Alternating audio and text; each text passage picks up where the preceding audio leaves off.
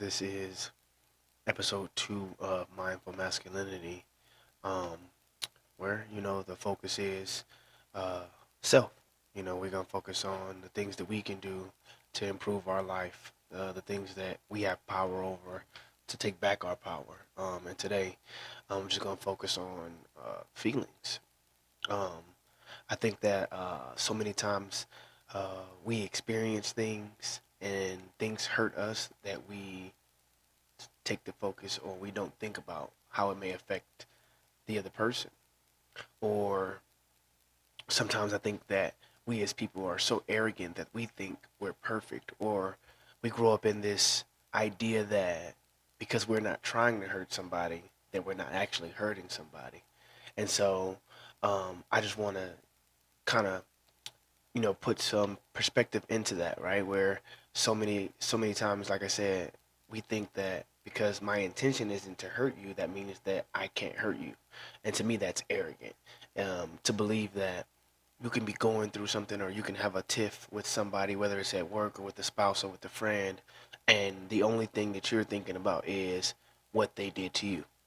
But in that same instance, I think the healthiest relationships have a back and forth where the other person can express what you did to them, or what you might have um, said, or something, a gesture you might have said or done, or something that you did that made them feel some way. And I think that where the growth in those relationships kind of stop is in the space where one or another person is too arrogant or too selfish to realize that they had part in the tiff, right? Um, because so often we're so wrapped up in what we experience, we kind of don't even think about what the other person experienced, right? And so um, I just want to, kind of bring that to the light where it's gonna help you improve the relationships that you're in, help you grow the relationships that matter to you, because you're not only,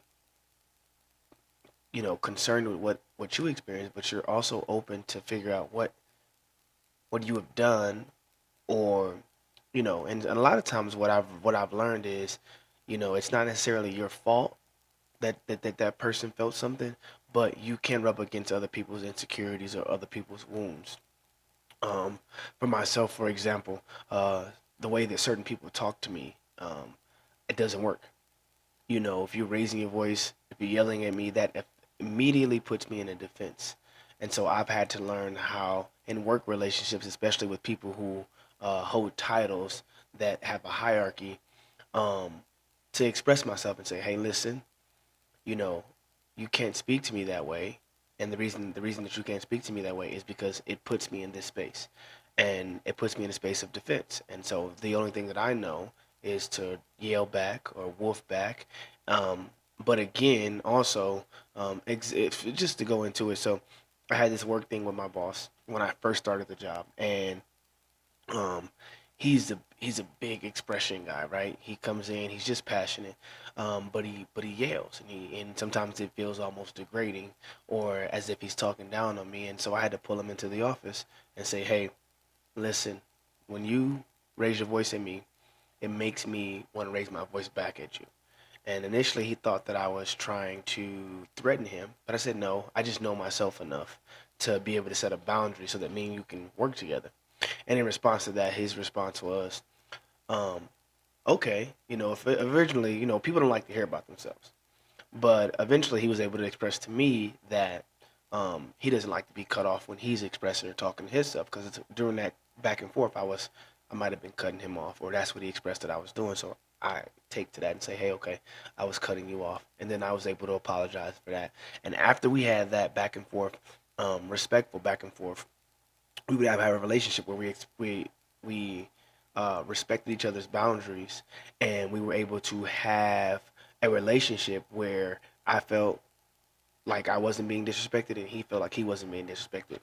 But without me and him having the courage or the audacity to look within and say, "Okay, I could be hurting you. I could that could be something that affects you. And again, it's not my fault or his fault that I felt the way that I did. A lot of my wounds come from lack of father figure in my life. And his wounds could come from whatever he's experiencing. And having the grace in relationships to offer um, an understanding of why somebody might be doing something instead of a defense on why you felt the way you felt, right? And again, it just opens up that space where you can have a relationship with another human being without it being kind of this. And I think you can take that kind of example and apply it to any kind of relationship that you're in, right? Husband, wife, um, best friend, coach, basketball player, father, son. There has to be an open space for each person to kind of express themselves. And just like I said, for the most part, just don't be so full of yourself that you think that you can't hurt another person, because the reality of it is we all are capable of hurting other people, because every person has a different experience. Every person is going through something or has gone through something that has kind of shaped them and shaped their emotions. And you can't operate in a space where you're going to be perfect to everybody, right? Because if you got to change for this person, then you got to change for that person, then you got to change for this person, you lose yourself. But understanding that you can hurt somebody else, or you have the capacity to hurt somebody else, then you can offer yourself grace and them grace to be able to um, be open about what you may be doing that rubs up against their insecurities or their wounds or their trauma, and then also be able to express, what they may be doing or what they've done to rub up against your insecurities or your trauma or your wounds. Um, so just keep that in mind, guys, when you're operating in a relationship. An opportunity for growth um, correlates with some self awareness, right? Being self aware enough to say, hey, I could do this. It's very, very possible that I did do that. Even though my intention wasn't to do that, I'm very open and I do understand that I could. And so and again, so don't be so selfish that when people tell you what you feel, you disregard their feelings or you push them off, right? Because your intention wasn't that, you go, no, I ain't do that. Like she she or he or they literally told you you did that, and your response is no, I didn't. That's not fair, right? Because if they experienced it, then it is very true to them, and if you're closed off to that, again, it's going to make the relationship hard. It's gonna make it stagnant. It's gonna make it to the point where it can't grow into a better space. And intimacy, there's no intimacy. And intimacy is not just a physical intimacy, but emotional intimacy. And you can't have that in a marriage, in a friendship, in a work relationship, if you think that everything is somebody else's fault, and then when somebody brings something to you, you have no you have no part in it. It's all their fault. Um, so just keep that in mind, because I've learned over the years, especially a lot of the things that I've learned through my marriage or within my marriage, and um, because of it, I just take the things that I learned in my marriage and then I kind of apply them to all the other relationships, because I didn't have these things growing up. These things weren't kind of poured into me, or they weren't just my natural. They weren't what I already possessed, and so I've had to figure it out. I've had to unlearn some things, and within that unlearning, I've been able to have relationships that are longer lasting, that are happy, that have had opportunity to grow. Um, so just like I said, don't be so caught up on you that you feel like you can. I think that's a very um, kid characteristic, because when I think about my kids, they're scared to get in trouble, right? And we can kind of put that in the same space, right? If somebody says you did something and you feel like you didn't, you're instantly defensive, because instead of you trying to understand what they feel, you feel like you're gonna get in trouble for it, or something bad's gonna happen because you rubbed up against an insecurity, but you don't even know it's an insecurity. You just feel like, oh, I did something wrong, and you may have, and that's okay, because you're human and you're not perfect. But have that understanding, because um, without it, I feel like you short your life, right? Because how do you have successful, how do you have success without people, right? And again, in different spaces and different avenues, you need those people for different reasons. But I think that God put us on this planet to have relationships with people. And you can't do that if you're selfish. You can't do that if it's all about you. You can't do that if you're not able to see somebody's perspective from what they're saying, even without having the intention or without wanting to do so, right? Everybody who hurt somebody didn't wake up and go, "I'm so angry, I want to hurt you," or "I'm so pissed off, I want to make you mad." Or sometimes there's another person being themselves, being their self, and they rub up against something that doesn't feel good to you just based on they're different. And if you don't have the understanding to understand it, they may be just moving in a way that they know, not the way that they are trying on purpose to hurt you or make you feel some way.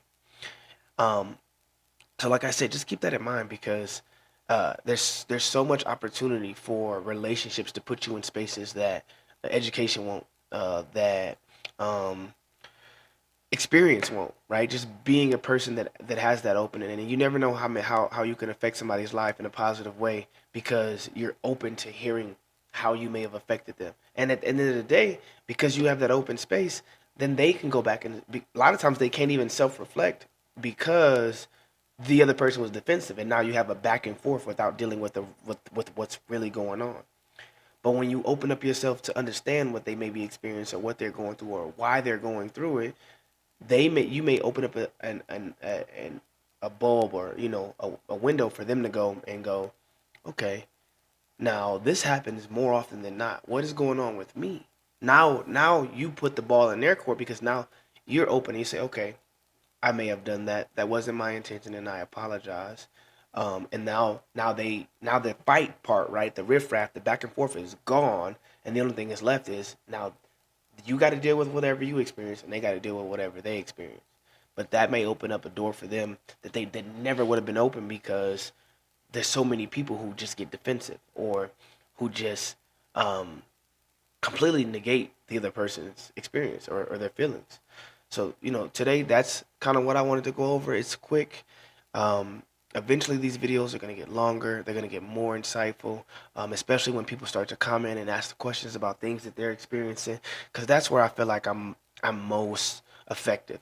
But until then, I'm going to continue to put these videos out. I'm going to continue to kind of share on these small subjects and these small topics to create just a thought in your brain that hopefully can change your life, right? Because this small thing could change your life for the greater.